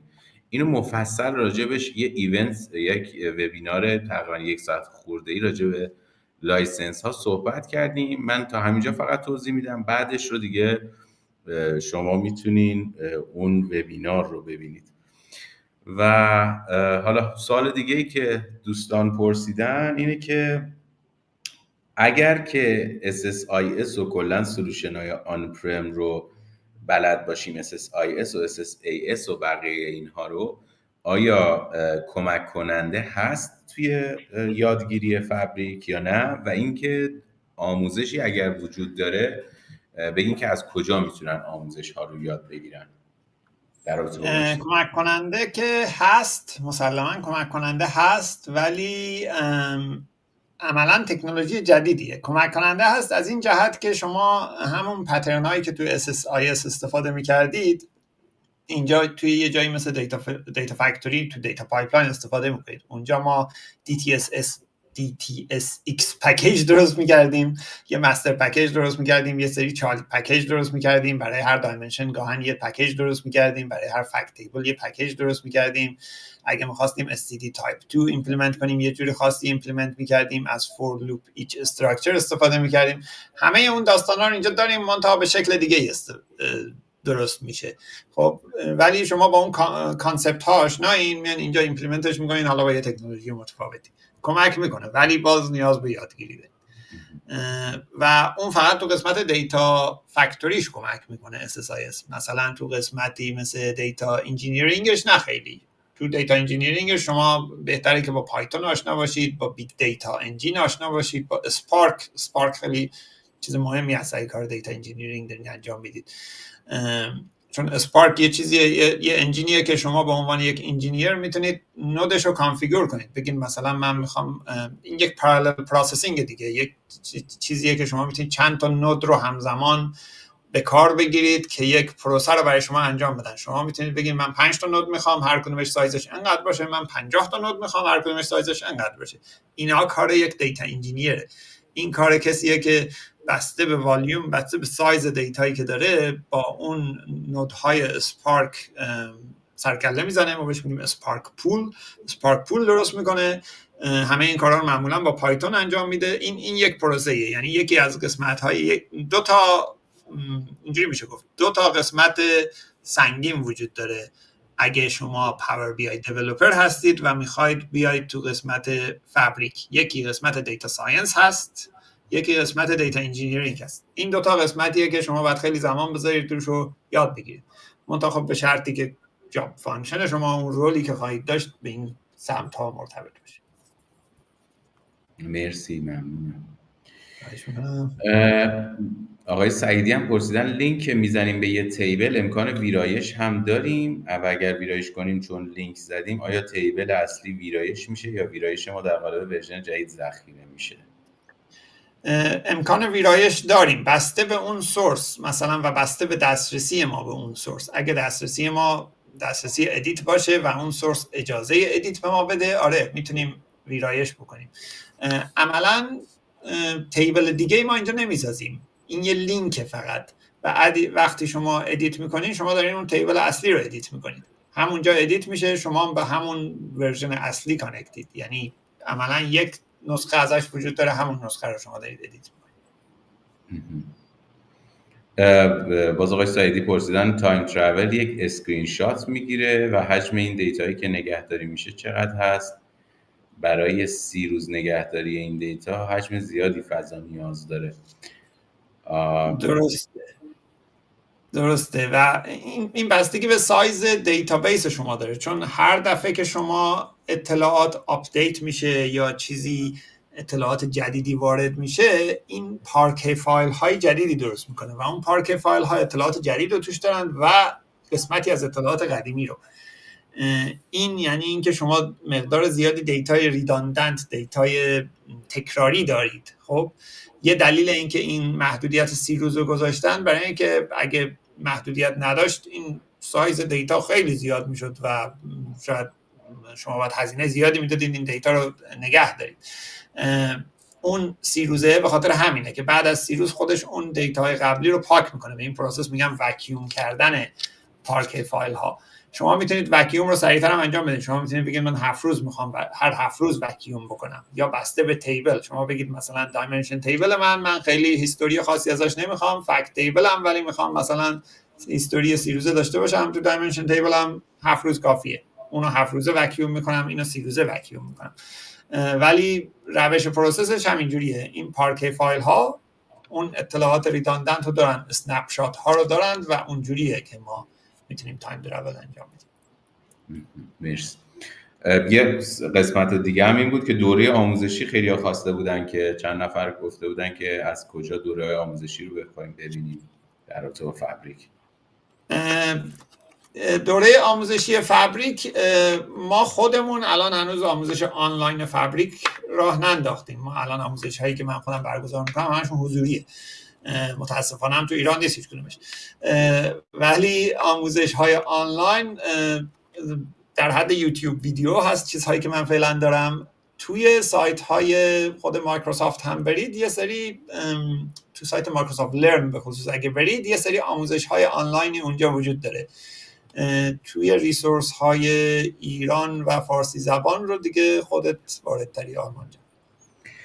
آره فعلا اصلا هیچ جا خود من که ندیدم توی راجع به مایکروسافت فابریک صحبت بکنن. یه سری وبینار برگزار شده ولی دوره آموزشی نداریم. حالا ما سعی میکنیم از رضای عزیزم دعوت کنیم یه اولین دوره آنلاین رو برگزار بکنن و حالا قطعا خیلی سرشون شلوغه، ببینیم که به چه نتیجه میرسه. ولی سعی داریم میکنیم همه این آموزش ها، هم این وبینارها، هم مباحثی که اصلا یعنی دوره پاور بی آی، دوره فابریک هم به صورت آنلاین برگزار بکنیم. ولی خب این احتمالاً یه مقدار زمان میبره. ولی بهترین کیسی که میتونین ازش یاد بگیرین خود هم یوتیوب هم وبسایت هست که باز براتون همینجا قرارش میدیم. آقای علی جان اگر تونستید لینک وبسایت رضا رو اینجا شیر بکن. اینم از این. ممنون از شما. یه سوالی هم که حالا خود منم داشتم و میخواستم ازت بپرسم، یکی از دوستانم مشابهش رو پرسیده، یه کمی بحث آینده پاور بی آی میشه. این که حالا یه دوستی پرسیده که یه جورایی SSAS حذف شده، آیا همه پردازش ها سمت خود پاور بی آی داره انجام میشه در حالتی که مخصوصا حجم دیتا زیاد باشه؟ چون اگه خاطرت باشه ما لایو کانکشن هم داشتیم دیگه توی SSAS که بحث میشیم به لایو کانکشن. این رو اگر یه توضیحی بدی باز ممنون میشم که آیا چه اتفاقی داره میفته. بعیدم نیست خود مایکروسافت پاور بی آی هم هست کنه اسمش رو بذاره فابریک. عملاً پاور بی آی سمانتیک مدل همون آنالیسیس سرویسزه، حذف نشده، فقط چی بگیم ریبرند شده. وقتی ما مدل پاور بی آی رو درست میکنیم، وقتی فایل پاور بی آی درست میکنیم، پی بی آی اکس رو درست میکنیم، پابلیشش میکنیم توی سرویس، یا حتی اگه شما پابلیشش کنید تو ریپورت سرور، عملا شما دارید دو تا آبجکت رو پابلیش میکنید. یکی ریپورتتونه، ریپورت فقط یک لایه ویژوالایزیشن، هیچی توش نیست، دیتایی توش نیست، فقط یک ثین لیر از ویژوالایزیشن. و سمانتیک مدل، اون سمانتیک مدل میشه همون بی آی ام فایلی که ما تو آنالیسیس سرویسز تحویلار داریم. دقیقاً همون، فقط هاست شده توی، وقتی ما تو پاور بی آی سرویس میذاریم هاست شده تو اژور آنالیسیس سرویسز، وقتی توی ریپورت سرور میذارین هاست شده تو همون آنالیسیس سرویسزی که ریپورت سرور داره هاستش میکنه. توی محیط فابریک هم دقیقاً همون وجود داره، یعنی دقیقاً همون اژور آنالیسیس سرویسز هست، فقط به اسم پاور بی آی خونده میشه. همون ورتی پک انجین هست، حتی اگه ما این دایرکت لیک مود که الان من دموشو دادم استفاده کنیم، عملا ما داریم باز ورتی پک انجین استفاده میکنیم. فرقش فقط اینه که ورتی پک انجین جای اینکه فایل خودش رو جنریت کنه توی مود ایمپورت از فایل پارکه داره استفاده میکنه، همچنان اون فایل رو که میبینه دیتاش رو لود میکنه توی این مموری. یک این مموری استوریج وجود داره، همیشه این مموری استوریج کوچیک‌تره سایزش نسبت به اون فایل ما، هیچ وقت کل فایل لود نمیشه تو این مموری استوریج. یک فرایند کشینگی صورت میگیره، یک پیجینگی صورت میگیره، دیتاهایی که لازمه همیشه میان اون بالا توی این مموری، دیتاهایی که دیگه استفاده نمیشن میرن پایین. یه سری اسمای تکنیکال داره، مثلا وارم کش، هات کش میگن، کولد کش میگن. دیتایی که زیاد استفاده میشه فریکوئنتلی میاد همیشه تو اون مموری میمونه، دیتایی که زیاد استفاده نمیشه هی میره پایین توی فایل، دوباره میاد تو مموری. یه سری فرآیندها هست که میتونید شما یه قسمتی از دیتاتون رو مثلا بذارید همیشه تو هات کش بمونه برای اون ریپورت های کریتیکال.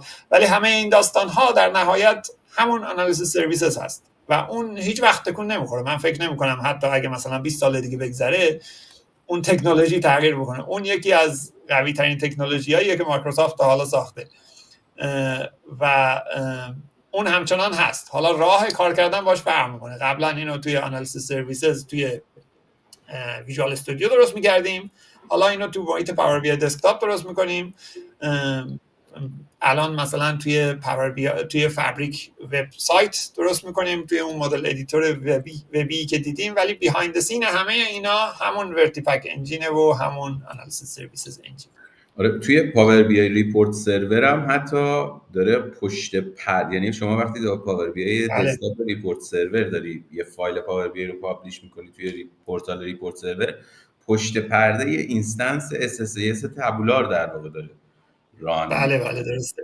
آره و اینم حالا باز بعد نیست بهش اشاره کنیم، توی خود نسخه پاور بی آی سرویس هم داره پشت پرده از SSAS Azure استفاده Analysis میکنه. Services. درسته؟ آره درسته. بله بله. بعد حالا چون بحثم شد یکم هم رفتیم سمت این پاور بی آی، شاید بهترین کسی هم که بشه ازش این سوالو پرسید خودت باشی، این که اون محدودیت تعداد رکورد در زمان استفاده از پاور بی آی یا SSAS تابولار در واقعیت چقدره؟ یعنی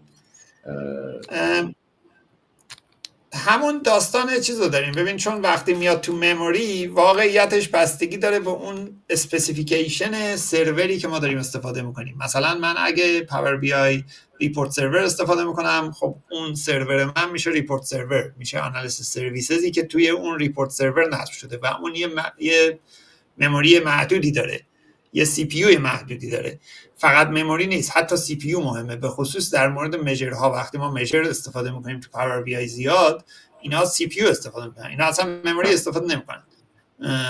و اگه ما سی پی یو کافی نباشه، سی پی یو مثلا کش خیلی قوی نداشته باشه، اونا خوب جواب نمیدن. خب اینا باعث میشه که ما اینجوری نتیجه بگیریم که پاور بی آی نمیتونه دیتای زیادی رو هندل کنه، در صورتی که اون اسپسیفیکیشن کامل نیست برای این. حالا ما کارهایی که میکنیم معمولا برای اینکه بتونیم دیتای با حجم خیلی زیاد و حتی با اون اسپسیفیکیشن جواب بگیریم، اینه که ما معمولا از اگریگیشن استفاده میکنیم. یکی از روش‌هایی که خیلی تاثیر داره واسه حجم زیاد دیتا اگریگیشنه.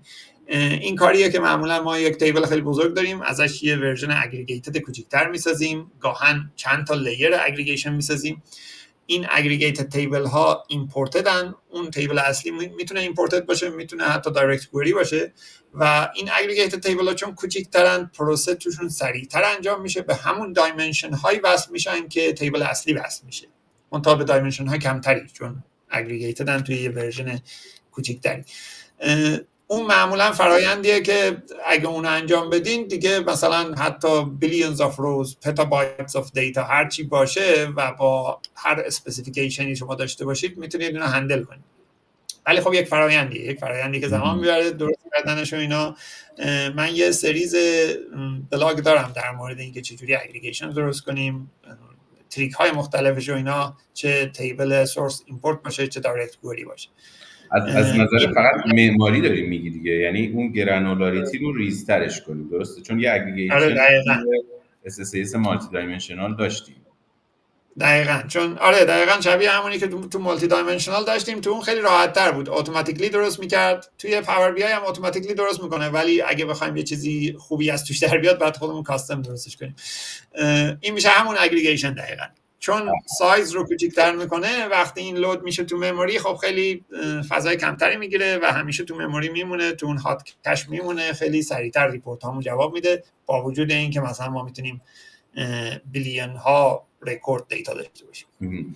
پس این رو میتونیم نتیجه بگیریم که با محدودیتی راجع به رکورد نداریم، حالا بجز محدودیتی که مثلا توی پاور بی آی ریپورت سرور توی حجم فایل هست، اونو بذاریم کنار. توی SSAS محدودیتی نداریم، چون یه بحثی که هست، خب خیلی از دوستان هنوز اینجا SSAS مالتی دایمنشنال کار میکنن. خیلی ها میگن آقا نه، اگه حجم دیتا زیاده باید بری سراغ SSAS مالتی دایمنشنال، ولی عملا اون دیگه یه تکنولوژی منسوخ شده است. حالا نمیدونم اون دیگه الان دیگه جایی استفاده نمیشه. پس ما محدودیتی نداریم. نه محدودیتی نداریم. مدل آرکیتکچر ما و دیزاین ما ممکنه تغییر بکنه وقتی، و مسلما تغییر میکنه وقتی سایز دیتا بزرگه نسبت به وقتی که سایز دیتا کوچیکه، ولی هیچ وقت اینجوری نیست که ما رو مجبور کنه به این که بریم سراغ تکنولوژی قدیمی مثل مالتی دایمنشنال. و الان هم که داریم صحبت میکنیم میگیم SSAS همه چیز پشت پرده SSAS، منظور اون در واقع تابلاره. بله. چون میدونید تو ایران یه مقدار این هست، این نگاه هست، میگن نه حالا چون دوره هایی که داره تدریس میشه SSAS مالتی، ما دوره راجع به فابریک نداریم ولی دوره راجع به SSAS مالتی دایمنشنال داریم. به همین خاطر پس این بیشتر سمت SSAS تابولار داریم صحبت. بله. و دوست دیگه‌ای پرسیدن که آقای پیمانی این که بخوایم همین کار رو در خارج فابریک انجام دهیم از چه سرویس هایی میتوان انجام داد؟ منظورم دایرکت کردن روی SQL و اتو ریفرش خود پیج هست. خب اگه محیط فابریک نباشه و شما بخواید اتو ریفرش باشه، عملا تنها حالتتون میشه دایرکت کوئری که خب دایرکت کوئری اون وقت شما مشکل پرفورمنس رو دارید، چون دایرکت کوئری به هر حال داره کوئری میفرسته به دیتا سورس و جوابش میاد. شما میتونید پرفورمنس قابل قبول هم از دایرکت کوئری بگیرید ولی خیلی باید زمان صرفش کنید، باید رو اون دیتابیس تیونینگ کار بکنید، مطمئن بشید این دیتابیس هیچ مشکل پرفورمنسی نداره چون همه چی به اون دیتابیس برمیگرده. عملا شما وقتی دایرکت کوئری استفاده میکنید، شما پاور بی آی فقط ویژوالیزیشنتونه، کل کار دیتابیسه. شما باید خیلی حرفه‌ای باشید توی دیتابیس تیونینگ. از اون میتونید پرفورمنس خوبی بگیرید ولی اون عملا میشه تنها آپشن شما اگه توی محیط آن پرم داری استفاده کنید. مرسی، ممنونم. آقای حمزه‌ای هم پرسیدن یعنی هم از SSIS هم از SSAS خلاص میشیم که حالا صحبت کردیم مفصل، گفتیم که SSAS که بیس کار هست تابولار و دکس به خصوص، ولی SSIS نظرت چی هست رضا جان؟ SSIS آره دقیقاً همه کارهایی که ما با SSIS میکنیم با این دیتا فکتوری که میشه ترکیب دیتا فلو و دیتا پایپلاین میتونه انجام بشه. آره اما اینا که دیتا فکتوری در واقع دیتا پایپلاین و دیتا فلو که نسخه آن پرمی نداره، یعنی اگر بخوایم آن پرم نه آن پرم بخواید دوباره میشه SSIS. داره درستی. خب خیلی ممنونم. بازم تشکر کردن از رضای عزیز و یک سوال دیگه‌ای که پرسیدن، گفتن در حال حاضر خیلی تکنولوژی اژور در سطح سازمان‌ها به خصوص سازمان‌های دولتی نداریم و سمت کلاود نرفتیم. حالا همینجا من یه سوال باز کنم که این هم نکته مهمی که آینده کلاود رو چطوری می‌بینیم، ولی برگردیم به سوال خانم زمان. شرکت‌ها الان سوال من این هست که باید توجیه داشته باشیم که چرا به سمت کلاود رفت و به خصوص در مورد بیزینس بانک‌ها یا استفاده از کلاود توجیه فنی خاصی دارد و دلیل مشخص این که به طور مثال باید سمت ابر مالی بریم، یا من شاید درست نخوندم، به چه صورت میشه توضیح داد؟ سوالشون حالا کلیت اینه که اولا که چه توجیهی داره که بریم به سمت کلاود. خب اینو خیلی خوب خودت میتونی بگی و حالا سوال قسمت دومشون در واقع اینه که تو ایران چطوری بریم به سمت کلاود. خب حالا قسمت ایرانش من میذارم تو جواب بدی آرمان جان. اون قسمت کلیش اینجوریه که خب بحث موومنت به کلاود بحث اینه که شما خیلی هزینه هایی که الان به صورت مدام داری انجام میدید روی ریسورس هایی که آن پرم دارید رو از اون رو حذف میکنید. مثلا شما برای داشتن یک سیکل سرور فقط لایسنس سیکل سرورش نیست. حالا تو ایران حالا اون قسمت لایسنسش وجود نداره ولی تو خارج از ایران اون قسمت لایسنسش خودش یک قسمت خیلی گرونیشه.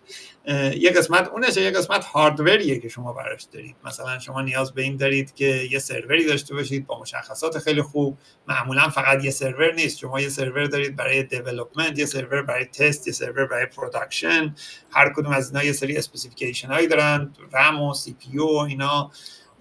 غیر از اون نیاز به معمولا یک ادمینی دارید برای این محیط که این محیط رو ادمینستریشن کنه. حالا وارد بحث کلاود شدن به شما حداقل چیزی که میده که مقدار زیادی از اون هزینه ها میاد توی یک محیطی. شما مثلا فقط میگید من الان یک دیتابیس میخوام، یک اپلیکیشن رو به عنوان کل قضیه استفاده میکنید، یک سرویس رو استفاده میکنید، جای اینکه شما یک سرور رو بخرید، شروع کنید تازه روی این سرور ویندوز نصب کنید، مثلا ویندوز سرور نصب کنید، بعد روش سیکل سرور نصب کنید.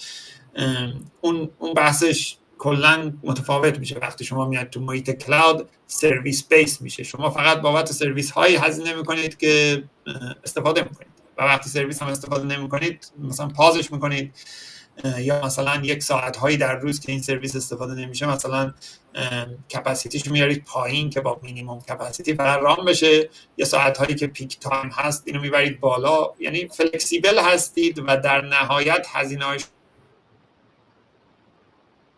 توی لانگ ترم میکنید توی محیط آن پرمیسز. این به صورت کلی. حالا اینکه تو ایران چجوری استفاده بشه دیگه آرمان جان. من کوتاه توضیح میدم با توجه به اینکه حالا سوالای دیگه هم هست. همونجور که رضا گفتن خب اصلا بحث کلاد هم از نظر هزینه‌ای هم از نظر آپدیت بودن به خصوص محصول و آپدیت دوره‌ای و استفاده از فیچرها و بحث هزینه نگهداری خب خیلی گزینه بهتریه. ولی خب طبعا توی کشوری که شما الان نمیتونید لایسنس رو به صورت رسمی بخرید به خاطر تحریم ها و اینجا امکان این هست که اینترنت یهو قطع بشه و کل سیستم شما یهو رو هوا بره، خب طبعا استفاده از نسخه های ابری منطقی نیست، چه از نظر به قول معروف ریسکایی که وجود داره، از نظر هزینه‌ای هم. خب اینجا که وقتی داریم آن پرم استفاده میکنیم واسه تقریبا هیچ کدوم از سرویس ها هزینه لایسنسی پرداخت نمی‌کنیم، پس هزینه‌ای هم منطقی تره. بازم میگم حالا بحث اخلاقی و غیر اخلاقیشه، بحث مفصلی که نمیتونیم بهش نتیجه برسیم که آیا این اخلاقی هست. دوست دیگری آقای عسکری پرسیدن تو چه محیطی، حالا احتمالاً سوالشون اینجوریه که اون پاور بی آی داشبوردی که ساختین نحوه شیر کردنش میره تو بستر کلاد پاور بی آی سرویس یا همین تو فابریک دیگه؟ یعنی اگر بخوایم شیرش کنیم حالا این داشبورد رو عملاً همش یک جای فابریک در واقع جزء همون، یعنی پاور بی آی سرویس در واقع جزء همون فابریکه. وقتی ما میریم توی محیط فابریک تو محیط پاور بی آی سرویس عملاً دو تاش یک، یعنی فرقی نمیکنه، عملاً توی یک بستر داریم نمایش میدیم. آره عملاً یک بستر، درسته.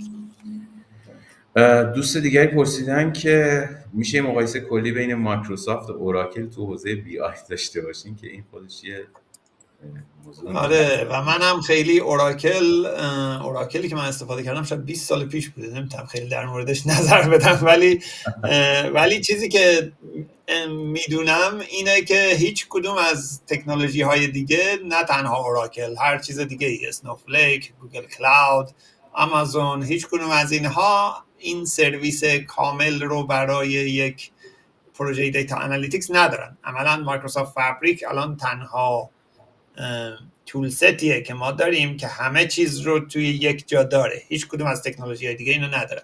حالا اوراکل احتمالاً شما مثلا تولز های مختلفش کارهای مختلف میکنه، شما باید اینا رو هم ترکیب بکنید یک چیزی شبیه به این در بیاد، ولی اینکه دقیقاً چه تولز هایش چه کاری میکنه دیگه اونو من نمیدونم. خیلی ممنون. آره واقعا همینطور اساسا اوراکل که جزء گارتنر تو این چند سال پیش هم نبود جزء لیستش که مقایسش کنه، و یا حتی لوکر استودیویی که اخیراً گوگل خریدتش و اینا، واقعا همچین چیزی نیست. ولی حالا واسه اینکه فقط در جریان باشین، ما ابزارهای دیگه هم قراره بیاریم، یعنی هم تو سایت اوراکل، هم مثلا ابزار جدیدی که اومده کلیک هاوس، اینها رو هم یک وبینار مجزا ازش خواهیم داشت. و حالا دوست دیگری پرسیدن که از نظر شما فابریک نسبت به سایر ابزارها چه مزیتی داره که بشه انتخاب یک مجموعه، که رضا جان زحمت کشیدن توضیح دادن. گفتم دیگه که خیلی کامل بودنش، همه چی رو یک جا داشتن. دقیقاً، یعنی این همه چیز واقعا یک جا هست، یعنی هیچ سویچی قرار نیست بین ابزارها استفاده در واقع اتفاق بیفته. یا پرسیدن آیا لوکر استودیو برای جایگزینی بی آی مایکروسافت انتخاب چابکتری نیست؟ من اصلا نو آیدیا که لوکر استودیو چیه. من کلا خارج از محیط مایکروسافت خیلی اطلاعات خاصی ندارم. اصلا قابل مقایسه نیستم. ببینید لوکر سولوشن کلاده که یه تیمی بودن، بعد گوگل اومد خریدش به خاطر اینکه ابزار خب خوبی بوده، ولی اصلا از نظر امکانات و فیچرها و این چیزایی که الان راجع بهش صحبت کردیم قابل مقایسه نیستن. لوکر میشه گفت یه جورایی رقیب فقط تو حوزه بیشتر دیتا ویژوالایزیشن. اصلا این بحثایی که الان رضا جان زحمت کشیدن رو ساپورت نمیکنه. ما هیچ جوره نمیتونیم، آقای پیمایی مجدد پرسیدن، ما هیچ جوره نمیتونیم لیک هاوس به صورت آن پرم داشته باشیم که بتونیم از پاور بی آی به اون وصل شیم؟ اینم سوال خوبیه. خب عملا اون میشه همون دیتابیس شما، یعنی همون سیکوال دیتابیسی که میسازید شما اون رو به عنوان ورهاوس استفاده میکنید. لیک هاوس نمیشه چون فایل شما نمیتونید توش ذخیره کنید، ولی اون میتونید استفاده کنید و پاور بی آی بهش کانکت بشه، ولی دیگه دایرکت لیک کانکشن رو نخواهید داشت دیگه، یا میشه ایمپورت باشه یا دایرکت کوئری، یکی دونه از اون حالت ها. دقیقاً اون حالت لیک هاوس نخواهد شد، ولی خب یه چیز شبیه اون. و حالا یه سری از دوستانم پرسیدن که سایتتون مثل که از ایران فیلتره، فکر کنم شاید مال هاستی باشه که انتخاب کردین، احتمالاً اون هاسته ما رو فیلتر کرده، وگرنه خب بعید نباید باشه. حالا من چک میکنم بهت پیام میدم، یادم منم قبلا آره اینو خبر بده اگه فیلتره، من یه ایمیلی به یه جایی بزنم، خودم که نمیدونم چه کار. بقیه دوستانم خب تشکر کردن. حالا آقای پیمانی پرسیدن که دایرکت کوئری روی SSR SBI که احتمالاً منظورشون پاور بی آی ریپورت سرور محدودیتی نداره، که اینم باز یه موضوع کاملا مجزاست، ولی اگه میخوای کوتاه خودت از با توجه دایرکت کوئری یه سری محدودیت هایی داره، مثلا محدودیت میزان رکورد هایی که لود میکنین تو پاور بی آی. مثلا اگه شما یه تیبل ویژوال داشته باشید و اون تیبل ویژوال به یه دلیلی 1 میلیون رکورد رو کوئری بکنه، نه اینکه 1 میلیون رکورد رو کوئری بکنه جوابش بیاره، 1 میلیون رکورد رو بیاره واقعا تو پاور بی آی، این شما به یه محدودیت میخورید و یه اروری میگید. ولی اگه دیزاین خوب شده باشه اون مدل، مثلا شما واقعا یک تیبل ویژوال نداشته باشید که واقعا این همه دیتا رو داشته باشه، اسلایسر ها خوب استفاده شده باشه و اینا، معمولا به اون محدودیت ها نمیخورید. یعنی بست پرکتیس ها رو فالو کنید، معمولا نه. و پرسیدن که آیا برای مانیتورینگ کل محیطی که راه اندازی شده چه کار میشه کرد؟ امکان ارسال آلارم و نوتیفیکیشن تو فبریک وجود داره که احتمالاً توی همون دیتا پایپلاین نمیشه اینا رو ست کرد. خودت اگه توضیح بدی ببخشید سوالا رو یک بار اینه برای مانیتورینگ کلی محیطی آره. که راه اندازی شده چیکار میکنن؟ آیا امکان آلارم و نوتیفیکیشن؟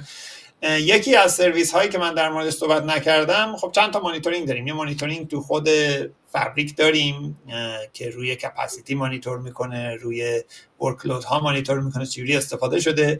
یک تکنولوژی هم داریم که برای نوتیفیکیشن استفاده میکنیم، اسمش هست دیتا اکتیویتور. دیتا اکتیویتور خیلی تکنولوژی قوی هست برای اینکه ما مثلا آلارم میتونیم باش ست کنیم، ولی خیلی چیزهای دیگه هم میتونیم باش ست کنیم. شما میتونید بگید مثلا این ولیو توی این پاور بی آی ریپورت من، توی این داشبورد من وقتی تغییر کرد به این ترشهولد رسید، من میخوام یک نوتیفیکیشنی سند بشه، یا حتی نوتیفیکیشن هم سند نشه، من میخوام وقتی این اتفاق افتاد این پایپلاین دوباره اجرا بشه، مثلا این دیتا فلو دوباره اجرا بشه. عملا شما بر اساس یک اتفاقی که تو دیتا میفته یک اکشنی انجام میدید. اون تکنولوژی اسمش هست دیتا اکتیویتور. یکی از کارهایی که باش میکنیم اینه که نوتیفیکیشن ست میکنیم، ولی کارهای دیگه هم میشه کرد.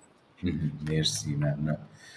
و به عنوان باز حسن ختام خانم زمان هم لطف کردن، اشاره کردن، تشکر کردن و یه یادی هم کنیم از خانم لیلا اطاعتی عزیز که روحشون شاد باشه. ما اکاش افتخار داشتیم که میزبان ایشون هم باشیم و امیدوارم که روحشون برای رحمت باشه. آرزوام خدمتتون که این سوالا دیگه، حالا چون زمانم تموم شده دیگه، سوالای بعدی انشالله تو وبینارهای بعدی ما فقط ازت این قولو بگیریم که توی وبینارهای بعدی اگر فرصت کردی آموزش‌هایی رو هم بتونیم داشته باشیم که فوق‌العاده میشه. هر زمان هم که اومدین ایران خیلی خیلی خیلی خوشحال میشیم که حضوراً هم در خدمتتون باشیم. مرسی، لطف داری، خیلی هم زحمت کشیدی، خیلی هم لطف کردی، متشکرم. زنده باشی. بازم اگر خودت نکته‌ای داری ما در خدمتت هستیم. نکته آخر این که تکنولوژی ها خیلی سریع تغییر میکنند و شما توی یک فیلدی وارد شدید همه که تکنولوژی خیلی سریع تغییر میکنه و خیلی سریعتر از اون چیزی که ما عملاً دی تو دی انتظار داریم. مثلا شما فردا صبح بیدار میشید تکنولوژی کلا متفاوت شده. این فیلدیه که شما باید همش توش فعال باشید، همش باید توش سعی کنید یاد بگیرید. خیلی ریواردینگ هست، خیلی محیط خوبی هست، پویا هست، ولی خب از اون جهت هم شما باید وقت زیادی بذارید دیگه. این هم یکی از همون تکنولوژی هست، باید وقت بذارید روش. ریسورس های زیادی وجود داره خوشبختانه. اگه توی یوتیوب نگاه کنید، توی بلاگ ها نگاه کنید، ریسورس های خیلی زیادی وجود داره و خب وبینارهای شبیه این هم هست که آرمان جان و تیمش زحمت میکشن. و حالا هر سوالی هم هر وقتی بود میتونید تو لینکدین به من کانکت بشید یا توی وبسایتمون. اگه سوالی بود من در خدمت. حتما. بازم خیلی خیلی ممنون علی جان، زحمت بکش لینکدین رضای عزیزم بذار که بچه‌ها داشته باشن و باز ما انشالله سعی میکنیم از رضا وقت بگیریم و دوباره باهاش گپ بزنیم و ازش یاد بگیریم. خیلی ممنونم رضا جان، ممنون از اینکه مرسی، خیلی لطف دارید. بعد موقع هم وبینار رو برگزار کردین. شب خوب. خواهش میکنم، خیلی خوشحال شدم. مرسی، همگی خوش بگذارید. خدا نگهدار. خدا حافظ. خدا. روزه رو ببندی بسته میشه اگه سوال هست.